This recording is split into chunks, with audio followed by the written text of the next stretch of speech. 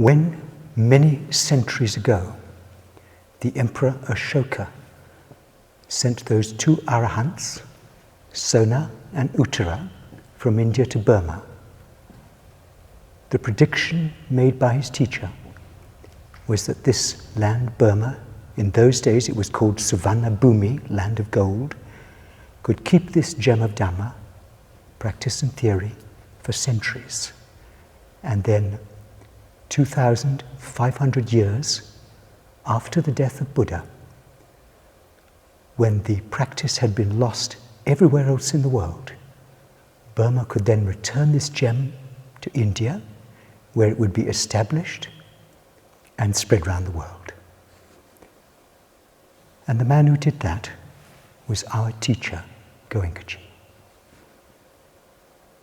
In this little talk, this 1-hour talk, it will be completely impossible to do justice to this monumental achievement and to all the events, vicissitudes, and achievements of his life. So this little talk will cover only his early years, his childhood, his training under Sayagyi, and the establishment of Dhamma in India. It will end when he leaves India to spread Dhamma in the West. Now, of course, Goenka was an Indian, and yet he was born in Burma. Now, why was that?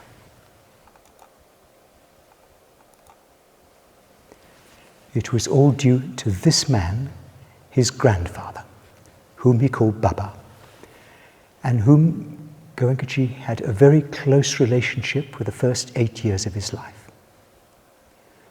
About 150 years ago, Baba, then a young man, left his native town of Churu in Rajasthan, seeking a better livelihood somewhere else. He travelled by camel and by foot across the Rajasthan desert to Bikaner. Then he took a train to Calcutta. There were people he knew in Calcutta, but something drove him further. He broke an ancient Hindu taboo. The Puranas, the sacred scripts of India, said that Hindus should not travel by sea. He travelled by sea. He took a boat across to Burma, to Rangoon, made his way up to Mandalay and settled there. He was one, at that time, of a trickle of Indians going to Burma. That trickle later became a flood.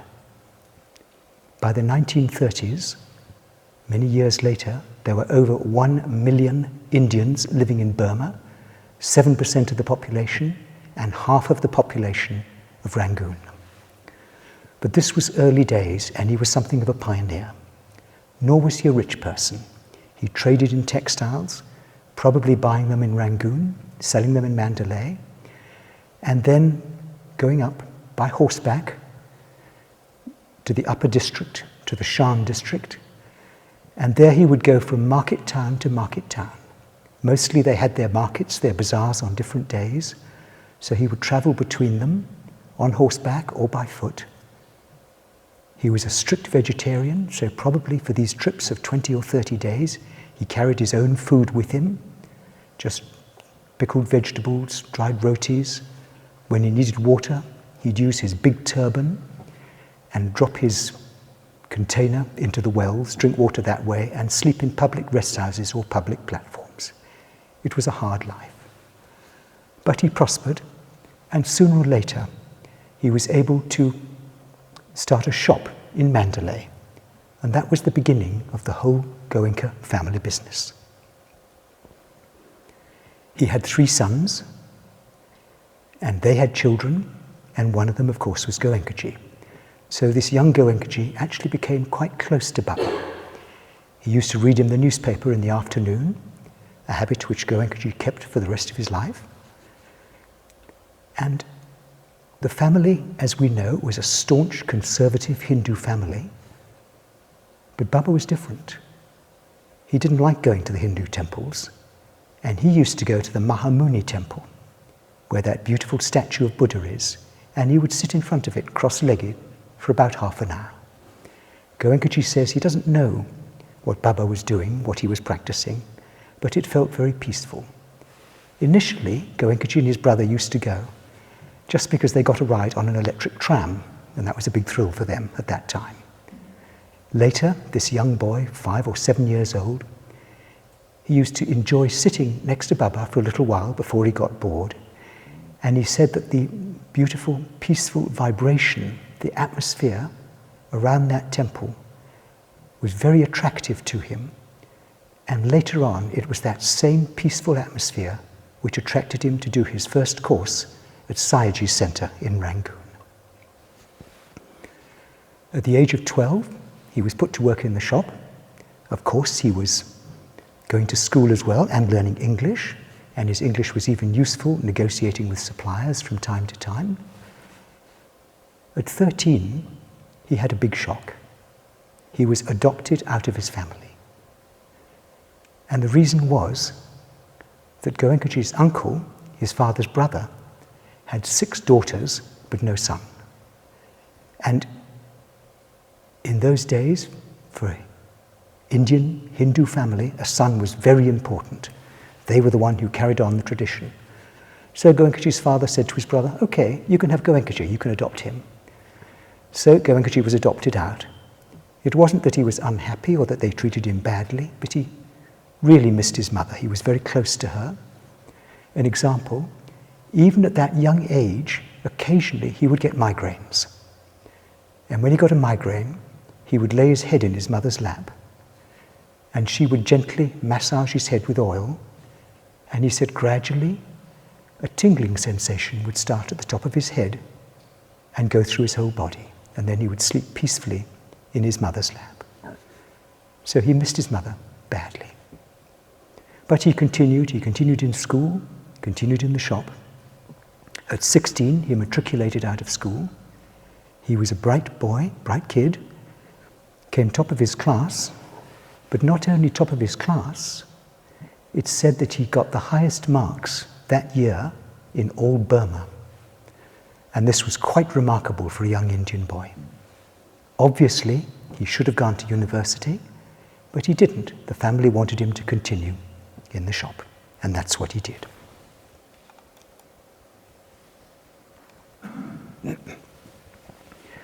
Two years later, at the age of 18, he married. As was traditional in those days, it was an arranged marriage. Of course, it was to Mataji. And Mataji was the girl next door.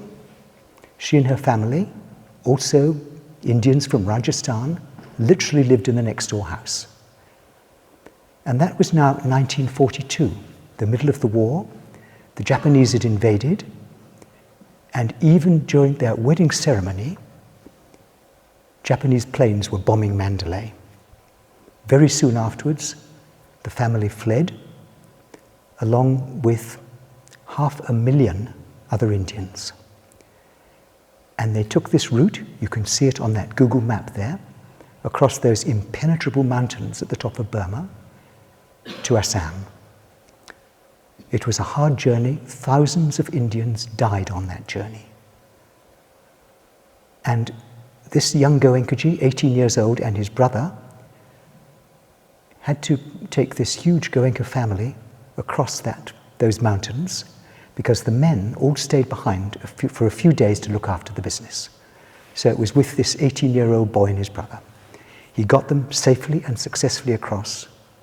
He loved travel, but he later said this was the toughest journey he ever had. They settled in southern India during the war, managed to start a business of some kind, and then during the war, after the war, they returned. Now, quite a few other Indians returned, but not all. And things had changed. The myth of British invincibility was gone. The Japanese had conquered Burma, even though they'd been driven out again. Everybody knew that sooner or later independence would come. And many of the Indians were suspicious. Under the British, they'd been protected. But what a new nationalist Burmese government would be like, they didn't know. So most of the Burmese tended to just do trading. They had few assets, no fixed assets at all, just their bank accounts, and they would trade in whatever they were trading in so that they could move out quickly if necessary. And that fear, that anticipation, actually later proved to be correct. But Goenkaji's attitude was totally different. He thought to himself, well, if I'm making money out of this country, I should give something back to this country. And so he actually started a factory. And here he is in front of his blanket mill. They used the name Bandula, and that trademark, Bandula, which they started even under Baba's time, was the name of a famous Burmese general who was defeated by the British, and they used it for everything thereafter. And although Goenkaji, of course, was making money out of his factory, he was called the Red Capitalist because his attitude was totally different to most. He actually set up workers' committees. He used to come in and eat with the heads of those committees. He provided playing fields, sports fields. He provided free medical care for his workers. When his workers were sick, he'd go and visit them in their houses. So they called him the Red Capitalist, the communist capitalist. And he had this very strong ethic given to him by his Baba, his grandfather. The customer is king, the customer is our benefactor. We should never ever cheat the customer. So he prospered in business, and then it was not only the blanket mill, there was Bandula bran oils, Bandula plastics. He showed a huge flair for business and was busy building what in those days was a massive business empire. But not only that, he was becoming a community leader among the Hindu community. He joined the Arya Samaj, which was a Hindu group devoted to examining the Hindu scriptures from a rational, intellectual point of view. And he was with the head of Arya Samaj, which was a Dr. Om Prakash, of which we'll hear about later. Om Prakash later became a teacher under Goenkaji. So at this stage they were colleagues. Om Prakash was the family doctor.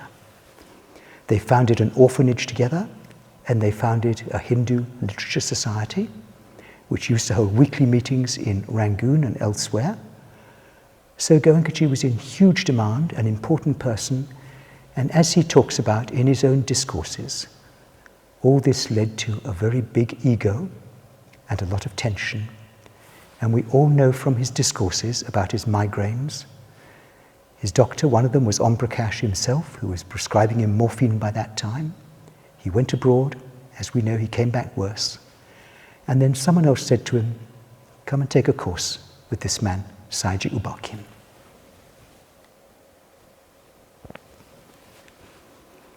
So even when he first went to visit U Ba Khin at his center, Saiji could see straight away that this was a man of very deep paramis, a man able to spread Dhamma. So even from that first meeting, Saiji knew that Goenkaji sooner or later would be a teacher, and yet he rejected him. The motivation was wrong. It was to cure his migraine. So maybe the first case of special handling. And then Goenkaji went home. He hesitated for some time because of all this strong Hindu conditioning. His brother-in-law had used to say, better die in your own religion, but never go to another one. All that was there. But then finally he decided, yes, I won't become a Buddhist, I will just practice the technique. And Saiji had explained to him, it's just going to be Shila, Samadhi, Panya. And he discovered that was the case. He went along, and that course, the date of it, just happened to be the exact anniversary of 2,500 years after the death of Buddha. And he got huge benefits from his first course. He said, I gained something so substantial I had not expected even. My search, my spiritual search was over. He knew what he wanted to do. And a little story from that first course. After he'd taken Vipassana, he was so deep in his meditation that Saiji didn't want to disturb him. So he said to a worker, go to his cell, throw a blanket over his head, and lead him blindfold to his room. Don't let him go into the dining room. So he was led blindfold to his room, lying down for a little while. His lunch was brought to him, and he found as he was eating it was just vibration, vibration, vibration. And from then on, he lost all his taste for spicy foods. He was very happy with plain food ever after. The course cured him of his migraines. It took him out of morphine, and he no longer needed sleeping tablets.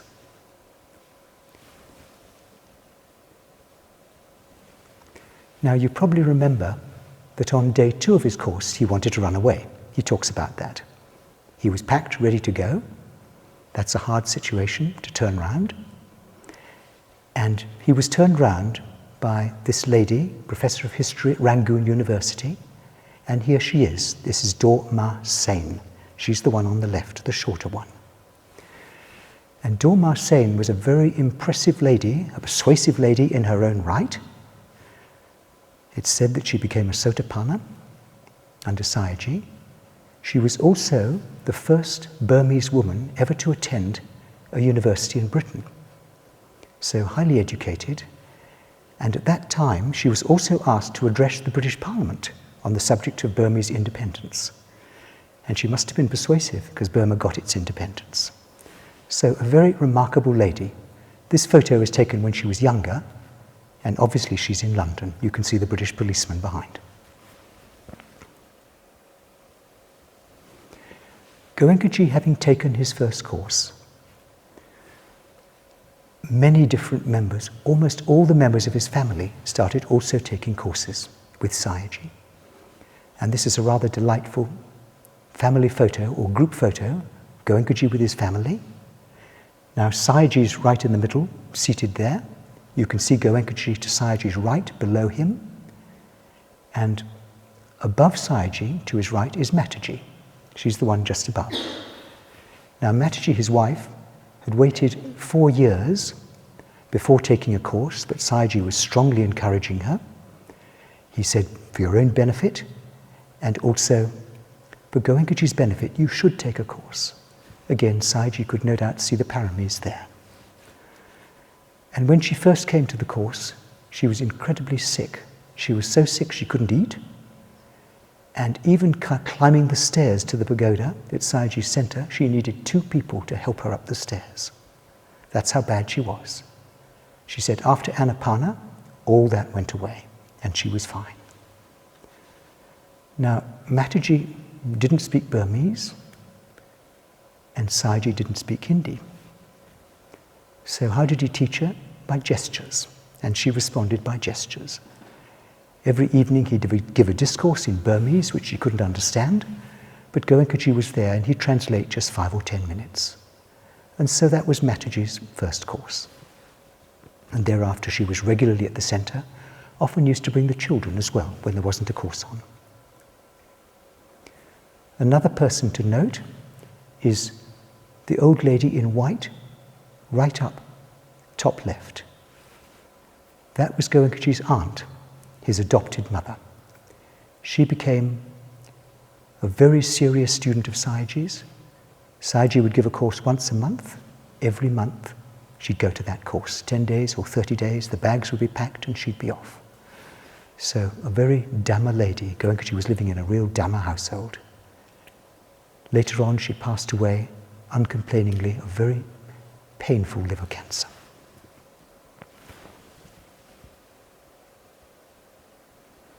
And there's this quote from Mataji talking about Sayagyi. I felt very peaceful with him, but also there was something overwhelming about him.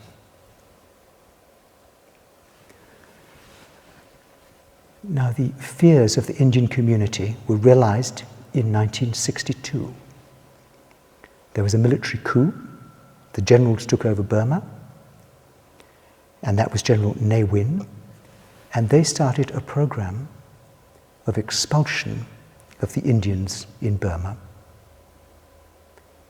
And something like 300,000 Indians fled out of Burma at that time. The population, Indian population, was massively reduced.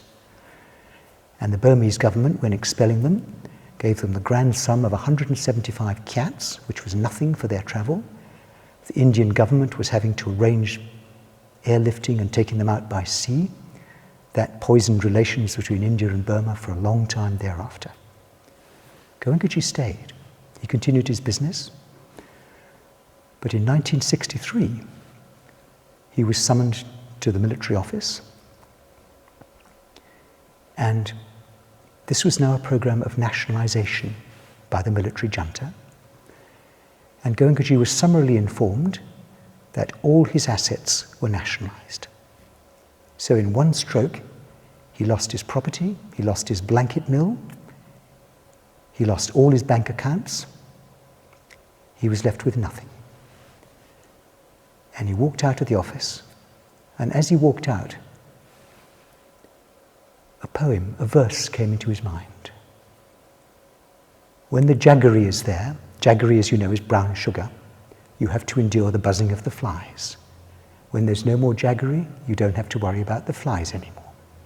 He'd lost his wealth, he didn't have to worry about the flies. He felt actually relieved of a burden. He went straight back home, started working on a dissertation on some of Buddha's early tales. That evening, he went round to Sayagyi. The group sit at the center as usual. He came in smiling. Sayagyi knew what had happened. He looked at him and said, "Your Vipassana has been successful. You've gone through this test and you've kept your equanimity." Actually, worse was to come, because the military government then seriously entertained a proposal to put on a show trial of the top 10 Indian industrialists in Burma and execute them. And number one on that list was Goenkaji. Some of the other industrialists went insane. Some committed suicide. Goenkaji remained smiling. He kept his equanimity. And luckily, the Burmese government gave up the idea. When he was having his blanket mill nationalized, a colonel arrived with some soldiers to take over. Goenkaji was there, and he said, "Look, may I just give a final address to my workers?"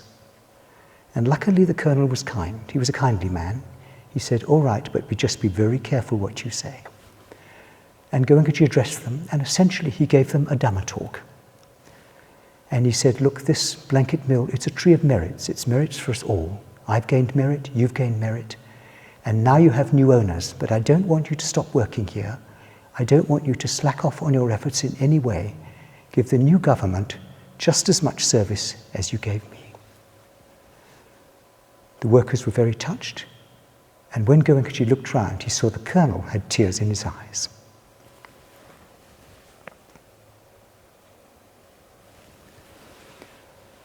And what followed was 4 or 5 golden years with Sayagyi. Now he had no responsibilities. In the old days, he used to go to work in his latest model, luxury executive car. Who knows whether it was a BMW or a Rolls Royce or whatever. And he'd just be reading his business papers in the back, totally preoccupied. All that was gone now. And he'd be traveling on crowded buses, standing or sitting, just being with Anicca, totally happy. And Sayagyi used to say to him, "All right, now I want you to read this discourse of the Buddhas." He'd read it overnight, he'd come in, discuss with Sayagyi, say, "This is my interpretation." And Sayagyi would either say, "Yes, that's good," or correct him very kindly, and then say, "Go and meditate." And Goenkaji would go off and meditate on the discourse, and felt he understood it much deeper. And he used to say, he felt as if Buddha was talking direct to him. He talks about that later. Now, there was a verse which Sayagyi used to recite from time to time. The Pali is above, but the meaning of it is, "By the merits of these deeds, may I never be associated with the ignorant. May I always be associated with the wise until I gain Nibbana." And Goenkaji used to hear Sayagyi reciting that, so he started reciting it. And one day, Sayagyi came round to his house and heard him and stopped him. He said, "Oh, no, this is not for you. I am just on the cusp of the new sasana of Buddha's teachings, and I'm so busy with my civil service work, I don't have time to teach a lot of people, so I just take a very few people with very high paramis. But you will have to deal with the masses, with the ignorant. And of course, the ignorant is us. And so it was left to Goenkaji to teach those very large numbers. And Sayagyi already knew that Goenkaji was being a teacher and was training him. He used to use Goenkaji as a translator whenever Indian students came. In 1967, some years later, Sayagyi retired from work and then decided that he'd take a Dhamma trip and give campsite courses up north, one in Mandalay, one in Maimyo. He took Goenkaji. Again, Goenkaji didn't realize, but he was being trained. Now, of course, the vibration at Sayagyi's center was so beautiful, so smooth, but now these were rough campsite courses. Mandalay was on the top of a building between two cinemas, both blaring out their soundtracks, and it was just bamboo matting on the roof, and that's how the course was held. Another one at Maimyo, and Goenkaji was there, Sayagyi was there, and suddenly at discourse time, Sayagyi says, "Oh, all these people, mostly they're Indians, you give the discourse." And so Goenkaji was just thrown right in, sitting on the cot next to Sayagyi. And he'd start talking. He was used to public talking, but not to giving a Dhamma discourse. And at first he was pretty unnerved, but Sayagyi was there. And then Sayagyi would lean over and say, "Okay, now talk about Angulimala. Now talk about Mother Vishaka. Now talk about this. Now talk about that." And so Goenkaji was being coached about how to give discourses. Later on, back at IMC, there was a small course once for 3 Indian students. Anapana was about to be given. Goenkaji was there as usual. Sayagyi said, "Oh, I'm going to go and rest. You give Anapana." And so Goenkaji was thrown right in, giving live Anapana. Come Vipassana time, Sayagyi said, "Oh, I'm going to rest again. You give Vipassana." And so suddenly there was Goenkaji giving Vipassana live himself. And in the middle of Vipassana, one of the 3 Indian students started shaking violently. Goenkaji was quite unnerved. He thought, "What am I going to do now?" And he thought, "Shall I run and get Sayagyi?" And then he thought, "No, Dhamma's with me, Sayagyi's vibrations are with me, his meta's with me." He started sending strong metta. The student settled down, the shaking stopped, and Vipassana went beautifully. So that was Goenkaji's training, Anapana, Vipassana, and the discourses. And then, as you see, Goenkaji was about to go to India to teach his mother Vipassana. He wanted to help her because she, when she went to India, had not been able to practice. Although she was a student of Sayagyi's, she'd essentially lost her practice, and she'd become very worried about Goenkaji and the family in India, with all the military government and all that, and essentially lost the peace of her mind. As Goenkaji puts it, she had some psychic trouble. And just before Goenkaji left, he meditated in the central room with Sayagyi. Sayagyi came out and announced him as a teacher, a full Vipassana teacher.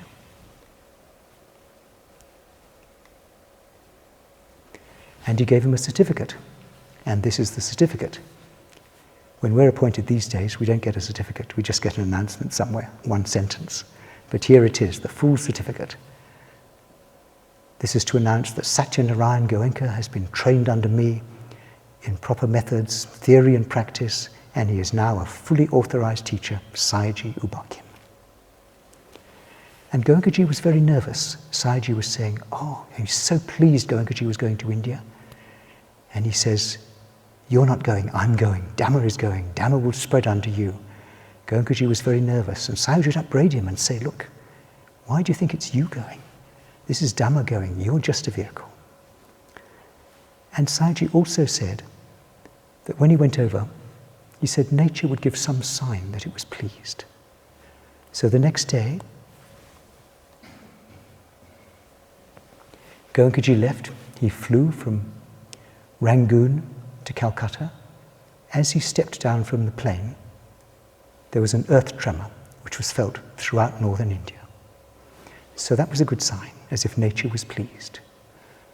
But then he went to Bombay, where his family was, and he found nothing but misery and darkness.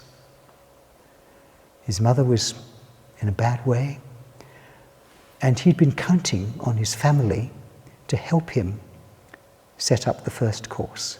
And he discovered that very recently they'd all given up Vipassana and they'd started practicing Ananda Marga, totally different technique, and they weren't interested in even talking about Vipassana. How could he ask them to help him in any way? So there he was in this really bad situation, darkness all around, wondering what to do.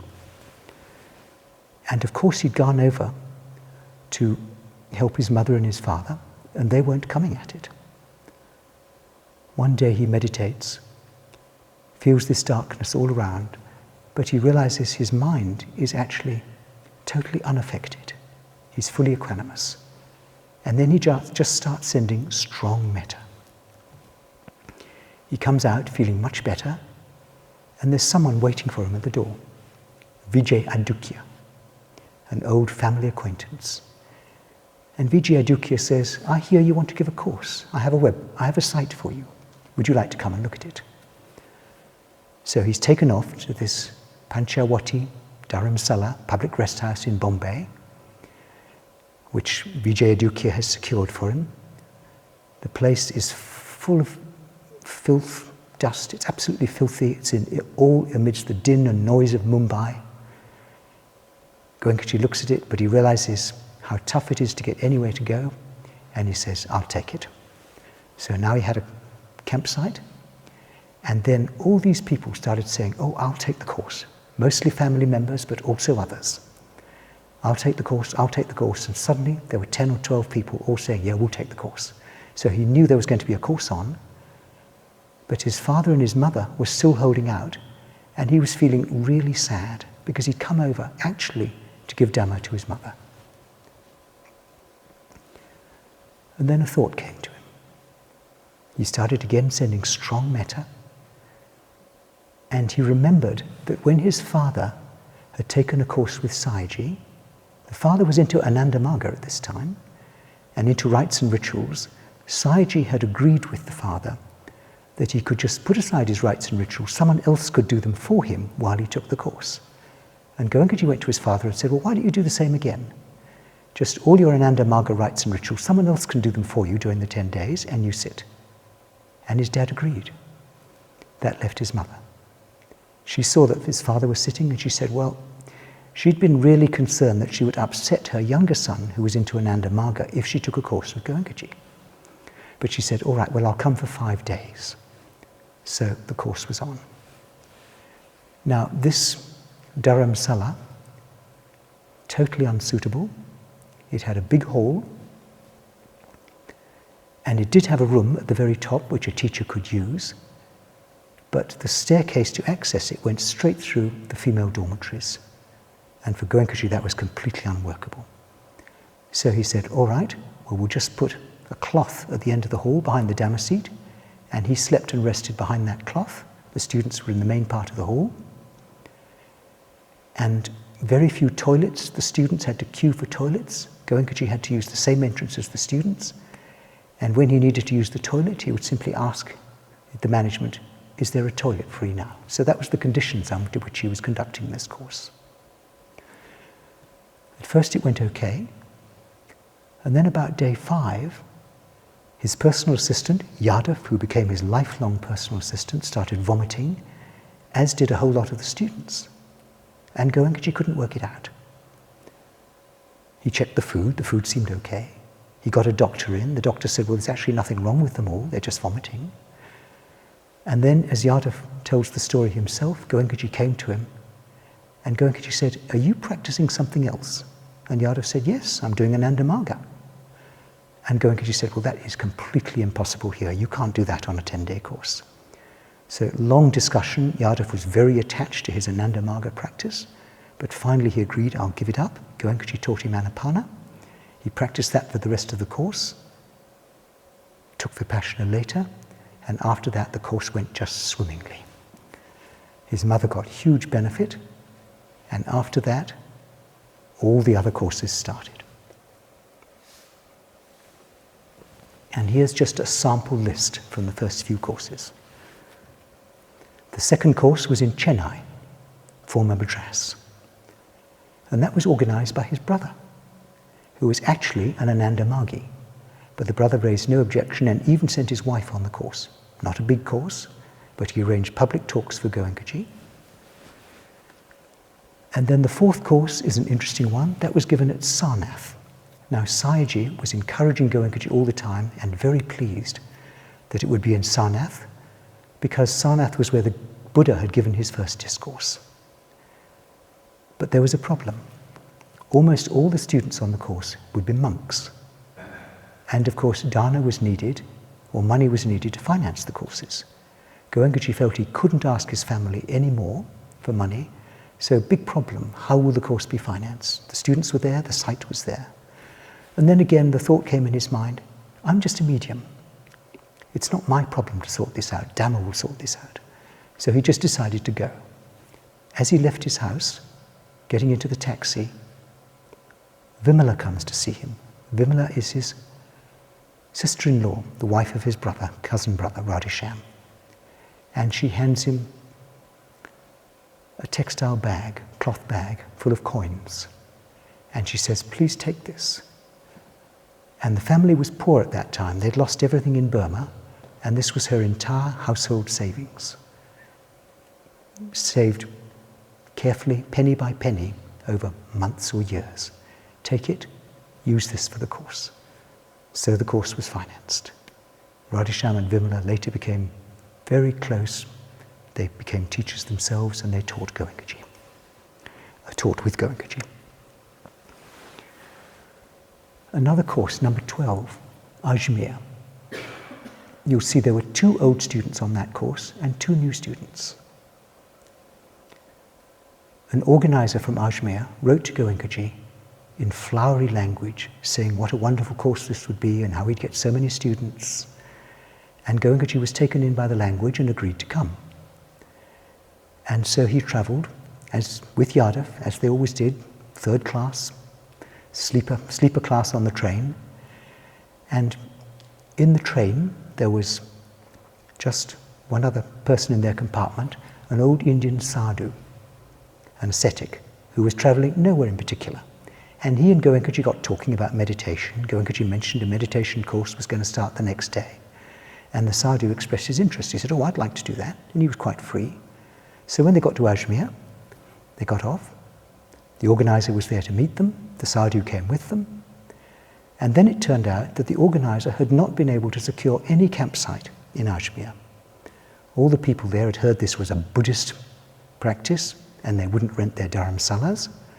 So finally the organizer had found an empty dharamsala in a small village a little way out of Ajmer. And so he took them there. But because of the last minute change, there were no students. All the people who might have come to Ajmer had not applied.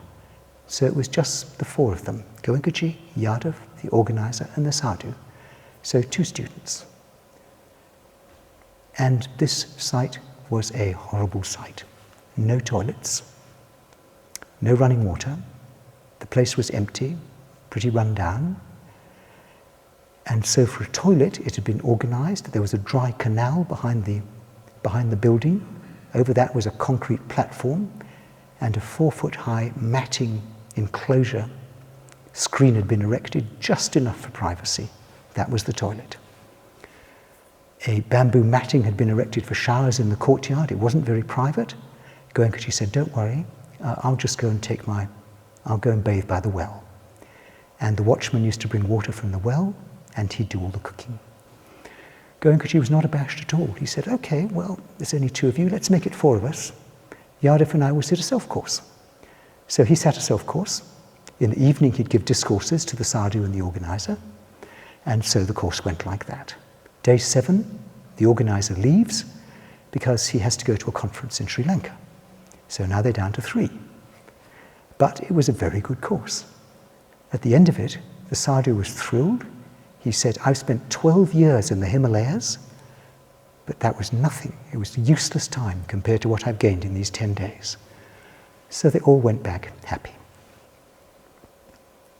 Now another course, number 17, at Sadra, near Ahmedabad. Again, an interesting example of the conditions Goenkaji was working under. Something like 20 students on the course, and this was a very poor village. Goenkaji arrives there, again a very rough site.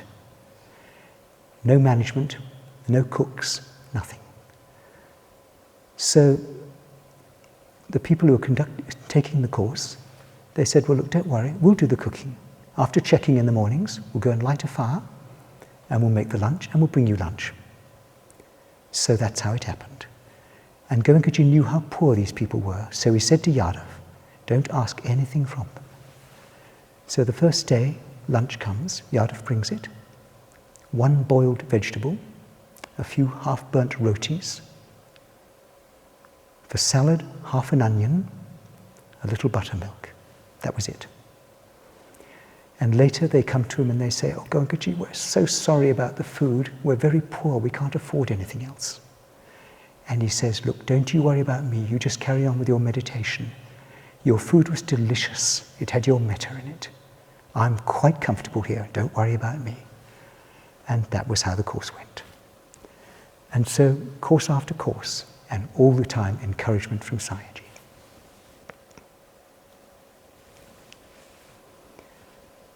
Now, in these very early days, there were very few Westerners coming to the courses, but they had started to come, and Goenkaji would just give them 5 or 10 minutes instructions, and that was it.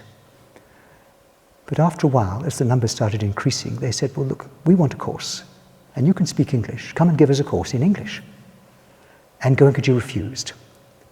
He said, no, my English isn't good enough. I can't possibly do that. So they took it. They escalated it.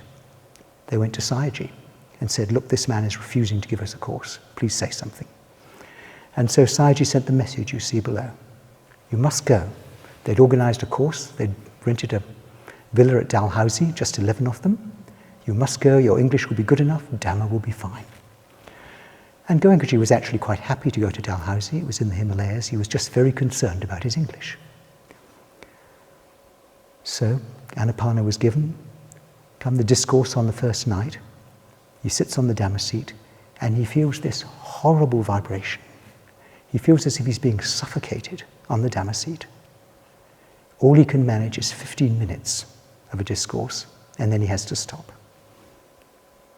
Next day, same feeling.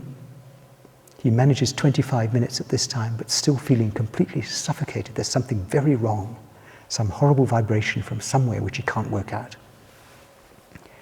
Day 3, he goes round checking the students, and he goes to the room of the course organizer, which happened to be next to the Dhamma hall. When he goes in, he finds on the table a skull and a bloody knife, a kukri, a Gurkha knife. And he said, what's this?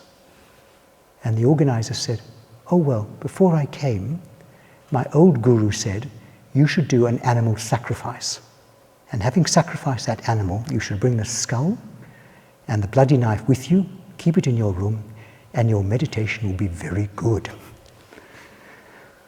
And so Goenkaji said, well, this is not workable. You have to get rid of this. Long argument, but finally the organizer agreed. He took that skull, he took that knife, and put them in a cave a long way away. Now day 3 discourse. Suddenly all that feeling of suffocation was gone. He felt clear vibrations straight through the top of his head, and he gives a flawless, perfect 1-hour discourse in perfect English. Fluent. Afterwards, long instructions, and he looks at the students at 9 p.m. that night. They're all wrapped deep in meditation. And then the course went very well. After that, this is a photo of them after the course, all looking very happy. And after that, all the courses were bilingual. He'd give one discourse in the morning. As far as I remember, it was Hindi in the morning, English in the evening, and that was every course. And more Westerners started coming. Some courses, there was even a majority of Westerners by now, particularly the ones around the sacred sites, like Bodh Gaya, where the Buddha got enlightened, Sarnath and so forth. This is a photo from a course in Bodh Gaya. and pretty rough in those days. You can see Goenkaji didn't have much space around him, and apparently there was very little segregation of males and females, and not assigned seating like these days. We have all little name tags and assigned seating and all that. None of that. You just went straight in and grabbed the best seat you could as fast as you could. And that's what they did. And now another problem with the Western students. Most of them were hippies.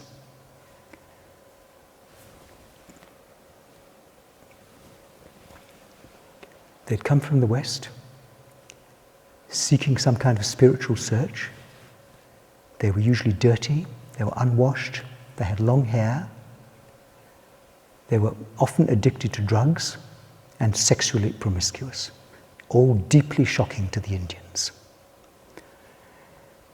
And so, of course, in those days, no internet, nothing like that. All applications were made by mail, and you wrote in, you got an application form, you filled it out, mailed it back, and the organizers started sending out this notice to the Western students.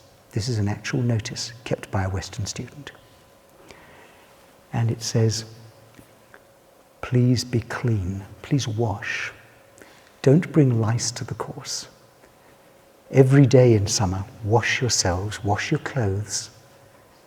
And then a little paragraph underneath, because in India, any kind of public physical contact, even between a married couple, is very shocking in public. And here were these Westerners kissing, hugging, holding hands, giving each other massages, all that kind of thing. So that was very emphatic, you don't do that on a course.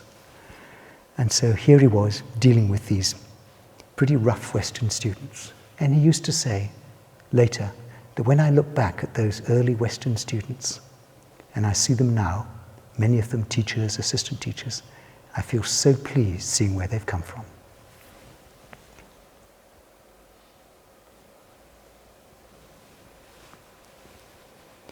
In 1971, Sayagyi had been encouraging him all this time, and Sayagyi passes away. And it was very sudden. He was only taken into hospital 2 days earlier. He had been suffering from various diseases of old age. He dies of internal hemorrhaging. Goenkaji is giving a course at that time. He gets a telegram saying his teacher's dead, passed away. Big shock for Mataji also, who's still in Burma. And he announces that night at group sitting, the light of Dhamma has gone out. Soon after that, he takes a 10-day self-course. And during the self-course, he decides that from now on, he'll give up all his family responsibilities, all his business he'll hand over to his family, and devote himself full-time to Dhamma service. And he writes to his family, says this, and his brothers all reply very positively, saying, yes, please do that. Don't worry, we'll look after things. And his cousin brother Radhesham, who he's brought up with, and a younger brother, specially make a trip out to Bodh Gaya to see him, to reassure him, don't worry, we'll look after it. We'll look after all the business, we'll support you. You just keep giving the courses. But actually, of course, he didn't lose his connection with Sayagyi. And there's this beautiful quote where he says, wherever I give Dhamma, I feel that Sayagyi is there, his metta is with me wherever I am. But now he got reinforcements. Mataji had been living in Burma all this time, this last 2.5 years, she'd been waiting. She wanted to be with Goenkaji, but she had 4 sons, big family in Burma, 2 of the sons were in India, and she had all her household duties as head of the house in Goenkaji's absence. And there is some very sweet correspondence which has been preserved between them. This is some of it, this is just an excerpt. Mataji writing to him saying, how I wish I could be with you, how I wish I could support you. And Goenkaji saying, yes, one day it will happen, it will happen. But also Goenkaji's writing, same correspondence, and saying to Mataji in the early years, maybe it's better you're not here, because the conditions are so rough, it would be very hard for you. But now finally she's out here, she's with him, and a huge support for Goenkaji, not only with her metta and her meditation next door to him, but also because there were so many gurus in India, and some of them had pretty dubious reputations, and many of the Indians did not like to send their daughters or their wives to anything given by, any retreat given by any guru. Of course, Goenkaji was different, but the Indians didn't know that. And now suddenly, Goenkaji's wife was there, and they realized, oh, that's fine, it's perfectly safe. Goenkaji was protected, and the students were protected. So a huge support for Goenkaji.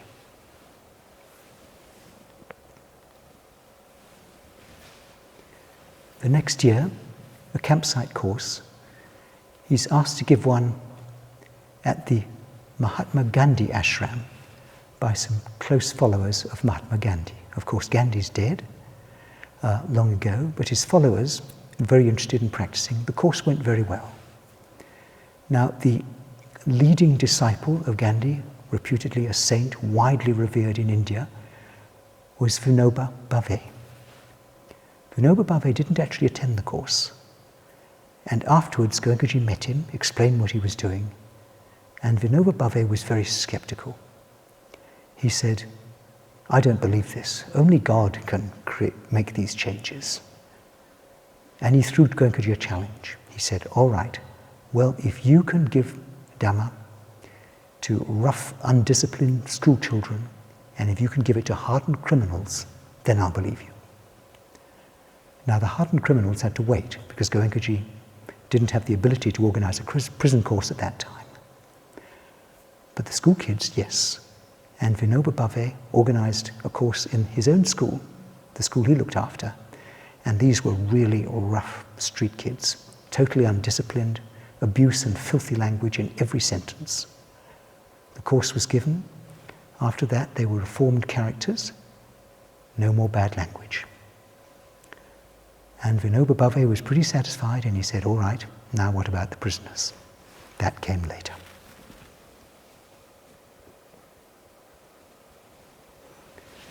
And now the courses were getting much bigger. Instead of these early courses of 14 people, 20 people, they were now 80 or 100. Here's a typical photo after a course. There's Goenkaji, Mataji by his side. Again, Sayagyi's advising him, radiate with metta at the end of each course. But huge pressure on him. And you can see also there, Westerners and Indians mixed. Very nice. But because of the pressure he's under, now they don't leave him alone. So a new notice goes out with the confirmation letters. And here it is. Basically, the message is, give your teacher a break. When he's finished checking in the mornings, don't pursue him straight to his room, however important your question may be. Give him 15 minutes before group sits to rest and relax. Interviews, please stop promptly at 1 o'clock. Don't go on. Be very mindful. Keep it short. Keep it to the point. Questions every night would go until 10 o'clock. We're pretty lucky we don't have to deal with that. And they said, look, just stop at 10 o'clock. Give him a break. So that was sent out, and a very sweet note at the bottom saying this also applies to the course organizers. Because otherwise the course organizers and managers would say, the students are gone now, so we can ask our questions. So he was that's an indication of the pressure he was under. And Sayagyi was saying to him, or had said to him, really, you need a center. A place where you can rest, where you can relax, and also where students can take longer courses, more serious courses. And now this is 1973, and one day he's traveling by car, he's coming back from a campsite course from Deolali, which is near Nasik, back to Mumbai. And he's traveling through a small village on the way called Igatpuri. And he's flagged down by a shopkeeper called Bojraj and his assistant. The car's flagged down. Goenkaji's not very pleased at the car being flagged down, and they say, oh, sir, you need a center. We've got some sites for you. Please come and have a look. And Goenkaji was particularly not pleased because he had a broken leg at the time, and his leg was in plaster. And there they were asking him to walk around sites. But he did. They looked at 2 sites, totally unsuitable. And then finally they said, well, there is another one up this rather disused path. And there it is. You can see it. A few mango trees, some old abandoned buildings, which goats now inhabited, dating from the British Raj. Totally run down. Nothing around. Goenkaji walks up there, closes his eyes for a few moments, and says, yes, this will do. This can be a center. And another student is with him called Ratilal Mehta. Ratilal Mehta immediately says, I'll buy the land. So there was Damagiri on the road, as it were. Ratilal Mehta also donated another center on his own property in Hyderabad later, which actually became the first operating center even before Damagiri. But Damagiri, of course, was far bigger.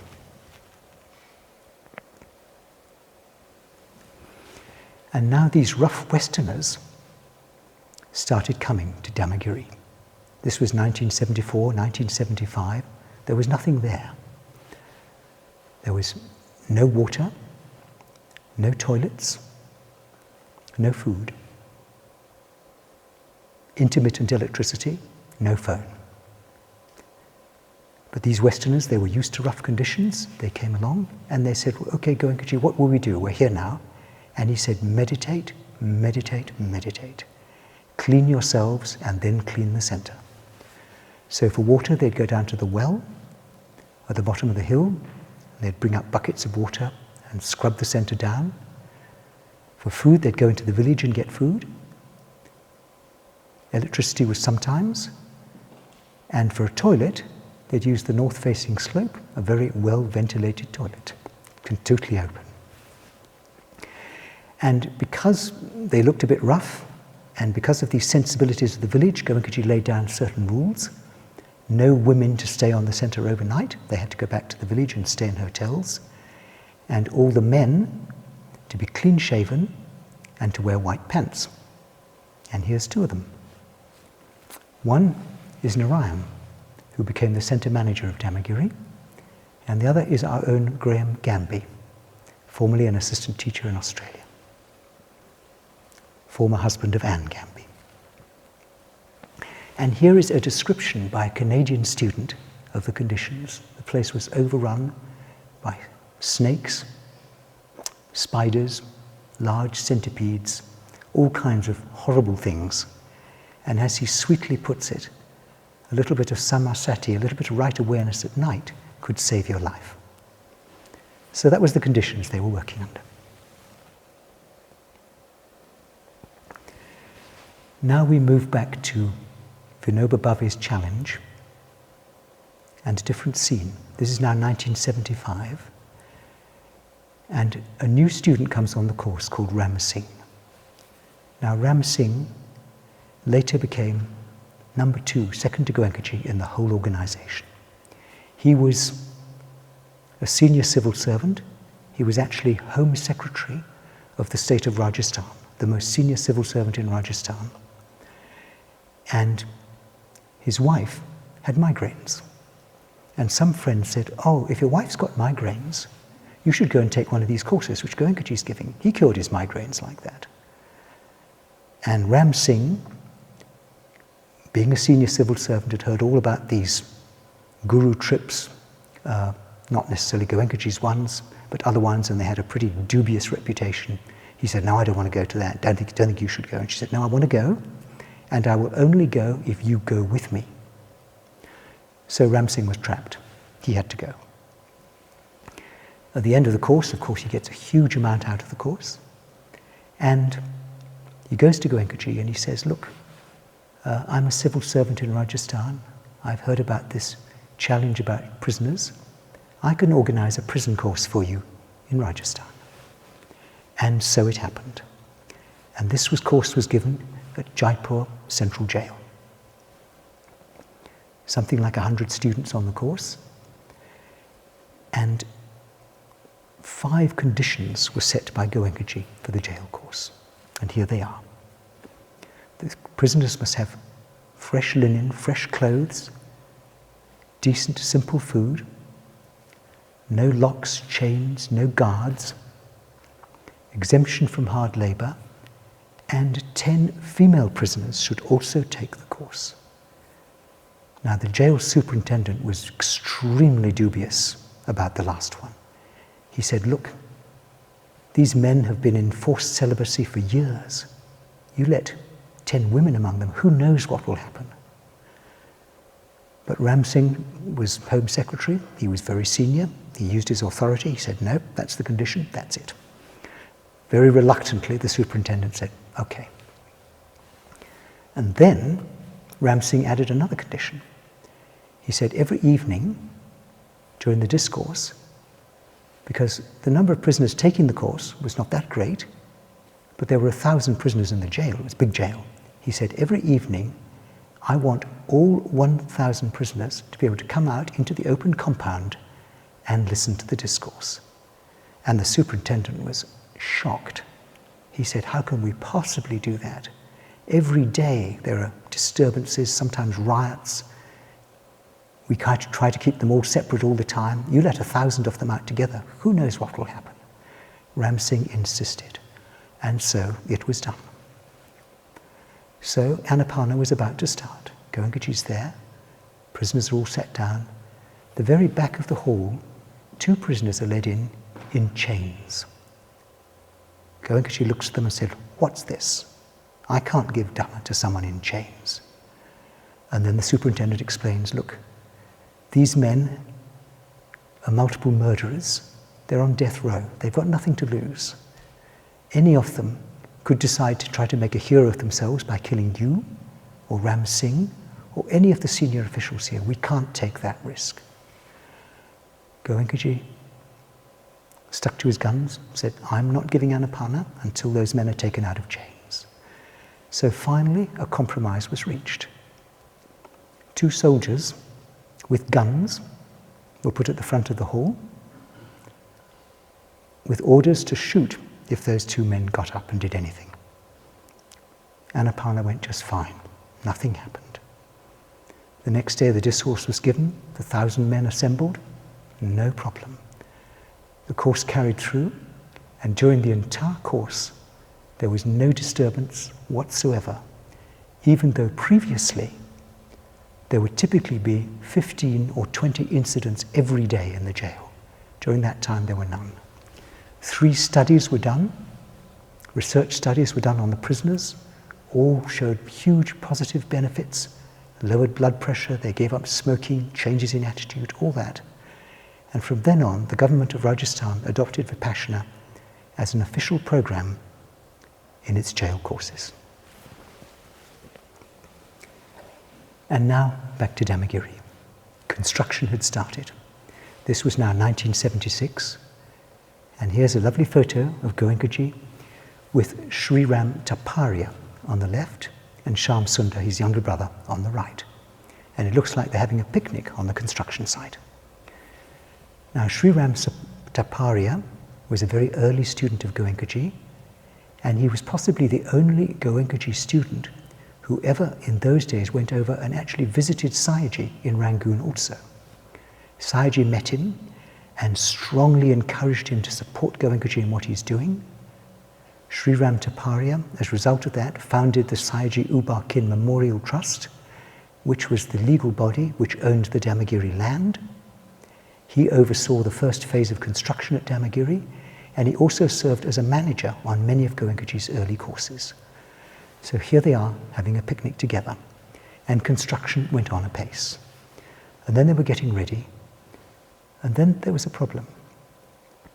The residence had been built, just a small residence for Goenkaji, not the big one later, but they ran out of money, and they had not been able to pay the contractors. And when Goenkaji heard this, he refused to stay in the residence. He said, no, I'm not staying there until it's paid. And so they set up a screen at the end of the female dormitory. He and Mataji stayed behind that. No plumbing. They bathed behind some bamboo matting outside, and they shared the common toilets with all the students. And that went on for 6 months until the residence was paid off.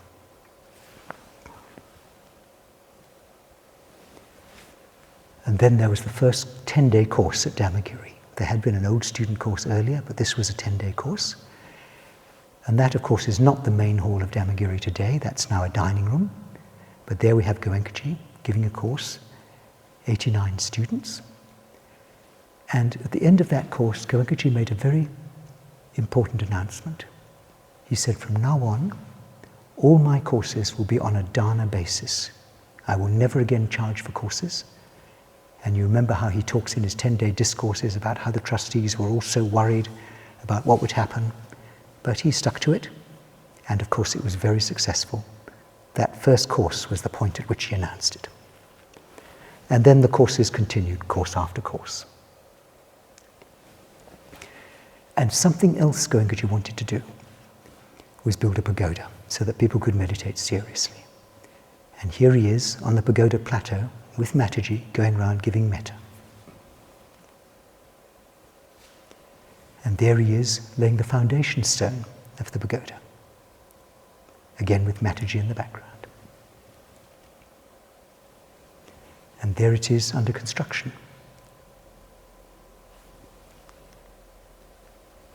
And there it is finished.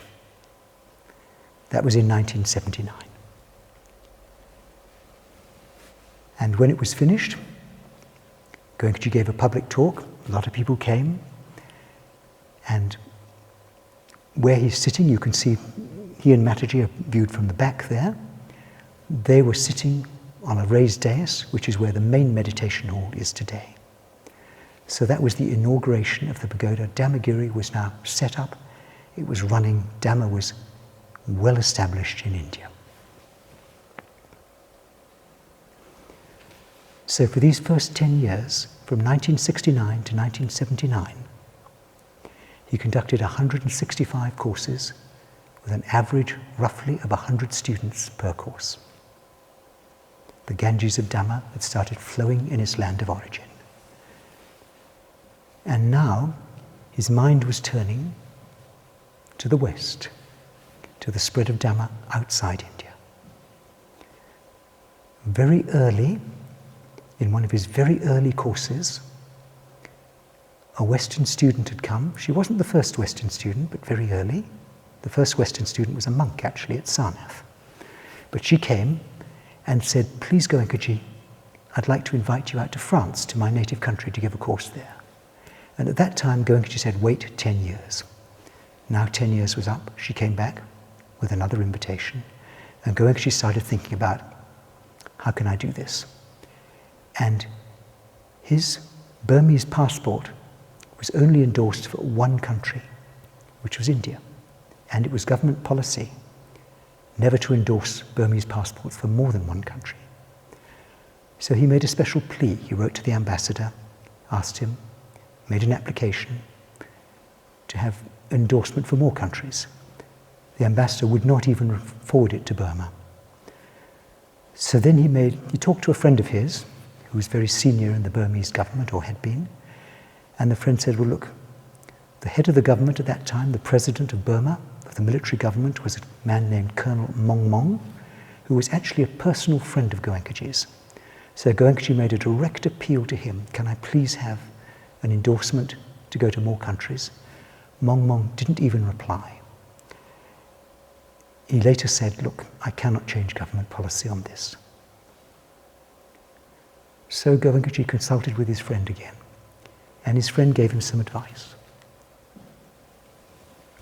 It was this. He said, all right, you can't get a Burmese passport, that's clear. Why not try and get an Indian passport and take a Satya Adhitthana? What's the Satya Adhitthana? Satya means truth, Adhitthana means determination. Those of you who've taken long courses will have heard of a Satya Kirya, a declaration of truth. And his declaration of truth was that throughout all these 10 years that I've been serving, giving courses in India, it has never been for any personal motivation whatsoever. It has always just been to repay the debt of gratitude to my teacher and for the sake of others so that they could get Dhamma. And by the power of this truth, if Dhamma wills it, may I get an Indian passport after 10 years? And he then put in the application for the Indian passport.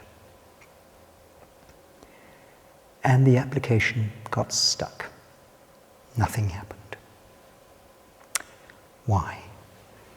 Because Goenkaji's brothers, 2 of them, were closely involved with Ananda Marga, and Ananda Marga had a very doubtful reputation for political violence. Not necessarily that they did, but the Indian government regarded them with extreme suspicion. And here were Goenkaji's brothers involved in it. They'd actually been put behind bars during the Mrs. Gandhi's reign in India, during the emergency. They were now out, but here they were, his brothers, and Goenkaji's sons were trading with them. So the intelligence department of the Indian government had Goenkaji under surveillance, and they could not believe that he was giving courses just to spread Dhamma. They thought there must be some motivation here. Maybe it's a cover for Ananda Marga. They were even sending their officials as spies on his courses. One official came to him and said, look, confessed at the end of the course, look, I was sent here as a spy to see what you were doing, but now I've realized that what you're doing is totally pure, and I will go back and I will say that to my seniors. And he said several others have also said the same thing, but the seniors wouldn't believe him. They could not believe that Goenkaji was just doing that. So the application was totally stuck. And in the meantime, relying on the power of this Adhitthana, Goenkaji had agreed to give courses outside India. He'd agreed with this Tara Mikhail to give 2 courses in France. He was going to give 1 in Canada, 2 in England. The campsites were booked, the students were booked, expensive campsites, and the first course was going to start on the 1st of July. 22nd of June is the anniversary of 10 years after he arrives in India. Application still stuck for citizenship. The 23rd passes away, the 24th passes away, the 25th, the 26th, and suddenly he gets a phone call, completely out of the blue. Come along to the court at Bombay tomorrow, collect your citizenship papers. So suddenly something has happened. Even then, he's totally pessimistic, because even if you're a citizen, a passport application typically takes weeks or months, and then what about the visa? He goes along, picks up his citizenship papers, he and Mataji. As they leave the courthouse, the travel agent's waiting with a passport application. He says, look, just fill this in on the spot right now. I'll deal with it. So they write it out. The travel agent goes off with the application. The next day, he comes to Goenkaji's house with the passport. And stamped inside it is a visa for a visit to France. So this is now the 29th of June, and his flight is that night. Now, what happened?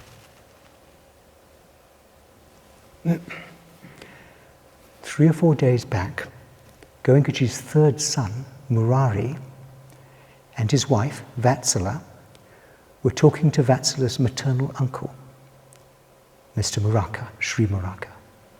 Now, Muraka was a very senior member of the Indian government. He was a cabinet minister and a close friend of the Prime Minister of that time, Morarji Desai. And they were talking about all this trouble Goenkaji was having with his passport, his citizenship, and his visa. And Muraka says, look, I'll go and talk to Morarji about this. This doesn't sound right to me. So he flies straight away, goes to Delhi, and talks to his close friend, Morarji Desai, the Prime Minister. There's a photo of Morarji Desai there. And Murari says, all right, well, look, let's get his file up.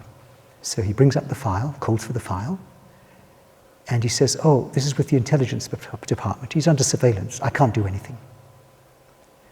And then Muraka eyeballs him. And he says, look, what more are you going to find out about this man? You've had him under surveillance for a long time. He's done nothing wrong. And do you think we would have let our daughter marry into this family without making inquiries? Maharaji Desai was dumbfounded. He thought, yes, all right. So he immediately gave an order that the file would be closed. Prime Minister's order.